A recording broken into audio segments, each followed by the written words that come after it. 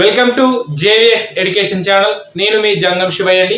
నిన్న మొన్నటి దాకా మార్చిలో డిఎస్సి నోటిఫికేషన్ అని ఎంతో సంబరపడ్డ మనము ఈరోజు న్యూస్ పేపర్ చూసినట్లయితే ఉపాధ్యాయ పోస్టులు మిగులు అన్న న్యూస్తో హెడ్లైన్ రావడం జరిగింది. ఏంటి ఈ కథ జరగడానికి కారణం ఏముంది, ఏం జరుగుతుంది, ప్రభుత్వ ఆలోచన విధానం ఏంటి అన్న విధానాలను ఈ వీడియోలో చాలా చక్కగా వివరించుకుందాం. ఎందుకంటే ప్రతి డిఎస్సి అభ్యర్థి కూడా గత 7 సంవత్సరాలుగా నిర్విరామంగా ప్రిపేర్ అవుతున్నా సరే ప్రభుత్వం గంటకో మాట రోజుకో తీరులా కనబడుతుంది.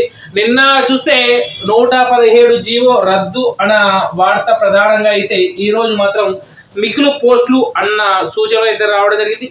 ఏంటి కథ అంటే 117 జీవోలు అయితే ప్రభుత్వం రద్దు చేయాలని 100% సూచనప్రాయంగా ఉంది.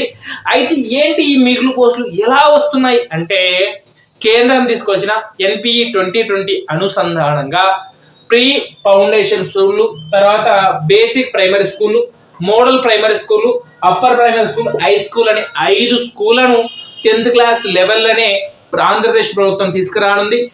ఈ ఏర్పాట్లు ఎందుకు చేస్తున్నారా అంటే ప్రభుత్వం ఉపాధ్యాయుల ద్వారా ఇచ్చే జీతభత్యాలు, తర్వాత స్కూళ్ళకు అయ్యే మెయింటెనెన్స్ ఖర్చులను మిగిలించుకోవడానికని చాలా మంది నిపుణుల ఆలోచన.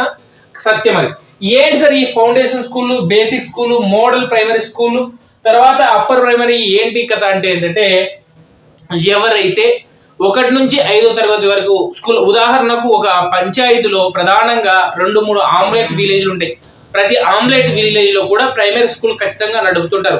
అయితే అలా ఉన్న 2-3 ప్రైమరీ స్కూల్లో గల 1 నుంచి 5వ తరగతి వరకు గల పిల్లల యొక్క ఎన్రోల్మెంట్ లెక్కించి అందులో 5వ తరగతి పిల్లలు నెక్స్ట్ ఇయర్కి వెళ్ళిపోతారు కాబట్టి 4వ తరగతి వరకు ఉన్న పిల్లలలో 3rd, 4th క్లాస్ పిల్లలు ఎంతమంది ఉన్నారు, ఉదాహరణకు ఒక ప్రైమరీ గ్రామంలో వచ్చేసి ఒక 40 మంది ఉన్నారు విద్యార్థులు అనుకుంటే దాన్ని ఆ గ్రామ పంచాయతీలో ఏ స్కూల్ అయితే అన్ని విధాల వసతులు ఉండి తరగతి గదులు ఎక్కువగా ఉంటాయో ఆ స్కూల్లోకి మెర్జ్ చేయడం జరుగుతుంది. ఆ స్కూల్లో మెర్జ్ చేయడం ద్వారా ఏర్పడిన విద్యార్థుల నూతన సంఖ్య ఆధారంగానే ఉపాధ్యాయులను బదిలీ చేయడం జరుగుతుంది. ఏంటిది కన్ఫ్యూజన్ ఉందంట, ఒకసారి క్లారిటీ చేసుకుందాం మిత్రమా. ఏం లేదు, ఇక్కడ ఫౌండేషన్ స్కూల్ అంటే ఏంటంటే ఎల్కేజీ,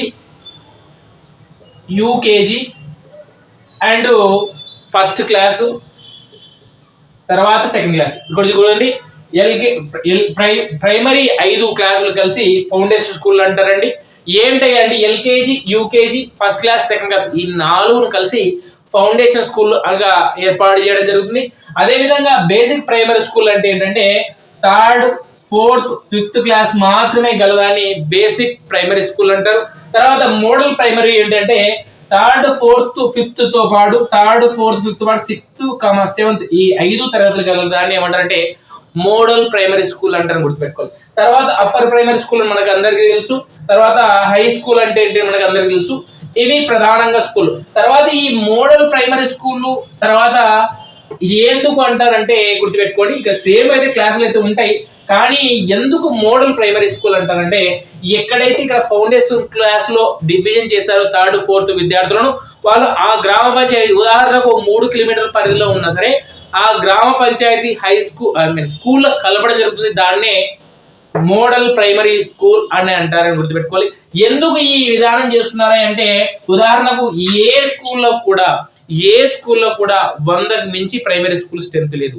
స్ట్రెంత్ తక్కువగా ఉన్నప్పటికీ ఉపాధ్యాయులు ఏం చూపిస్తున్నారంటే ఇప్పుడు ఉదాహరణకు మా స్కూలే అనుకోండి, 80 మంది ఉన్నారు స్ట్రెంత్. నేను గవర్నమెంట్కి 80 మంది విద్యార్థులు ఉన్నారయ్యా, మేము ఇద్దరమే ఎడ్జిటీలు ఉన్నాం, 30 అన్న 60 లేదా 40 అన్న 80, కాబట్టి మాకు ఇంకో ఎడ్జిటీ అవసరమని రిపోర్ట్ రాయడం జరిగింది. అంటే ఉదాహరణకు ఏ అనే గ్రామ పంచాయతీలో క్యూ అనే ఒక ఎడ్జిటీ స్కూల్, తర్వాత ఆర్ అనే ఎడ్జిటీ స్కూల్ ఉందండి. ఇక్కడ క్యూలో వచ్చేసి 3rd క్లాస్ వరకు 3rd, 4th, 5th వచ్చేసి 60 మెంబర్స్ ఉంటారు. ఇక్కడ ఆర్ అనే స్కూల్లో 3rd, 4th, 5th వచ్చేసి ఒక 70 మెంబర్స్ ఉన్నారు అనుకోండి. వీళ్ళ ఇద్దరిని కలిపితే కూడా 130 మెంబర్స్ అవుతారు. ఓకే, 130 మెంబర్స్ అవుతారు. 130 మెంబర్స్కి ఎంత ఎడ్జిటీ మంది అవసరమే అంటే 4 మహా అంటే 4 ఎడ్జిటీలు అవసరం. అదే ఇక్కడ చూసినట్లయితే ఇక్కడ 2+1 3 అవుతారు, ఇక్కడ 3+3 కాబట్టి 6 మెంబర్స్ ఎడ్జిటీలు అవుతారు. కాబట్టి ఈ ఎడ్జిటీలు 6 బదులు 4 మెంబర్స్ ఇస్తే 2 ఎడ్జిటీలు మిగులుబాటు జరుగుతుంది. ఇలాగా ఉన్న స్కూళ్లను మెర్జ్ చేయడం ద్వారా అనేక ఉపాధ్యాయ పోస్టులు మిగిలిపోతున్నాయి. ఎన్ని మిగులుతున్నాయంటే అక్షరాల 15,000 చిలుకు పోస్టులు. ఎన్ని పోస్టులు? 15,000 చిల్లర పోస్టులు మిగులుతున్నాయి. ఇందులో ప్రాథమికంగా సమాచారం ప్రకారం 7,000 చిల్లర హెచ్జిటీలు మిగిలితే 7,700 చిల్లర స్కూల్ అసిస్టెంట్ మిగులుతున్నాయి. ఆ మిగిలిన స్కూల్ అసిస్టెంట్ వాళ్ళను ప్రిన్సిపల్ గా ప్రైమరీ చేసి ఈ మోడల్ ప్రైమరీ స్కూళ్లకు హెచ్ఎం గాను, అదేవిధంగా అప్పర్ ప్రైమరీ స్కూల్ హెచ్ఎం గాను ప్రమోషన్లు ఇవ్వడం జరుగుతుంది.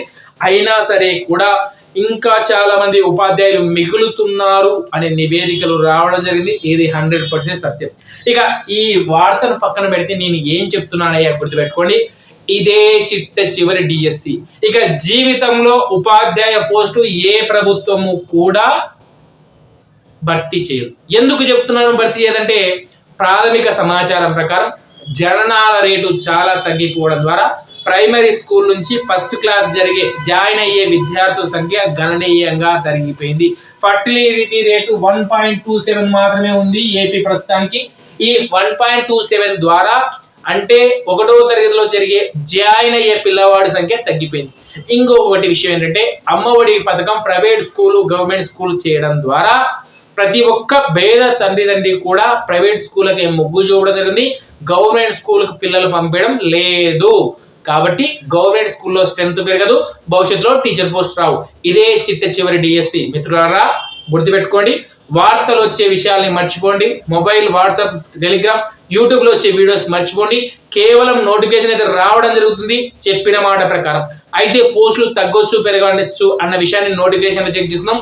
అంతవరకు ఖచ్చితంగా మీ ప్రిపరేషన్ అయితే కొనసాగించండి, విజయం సాధించండి. అనవసర విషయాలపై డిస్టర్బ్ కాకుండా కేవలం ప్రిపరేషన్ మీద కొనసాగించండి. ఇదే చిట్ట చివరి డిఎస్సి.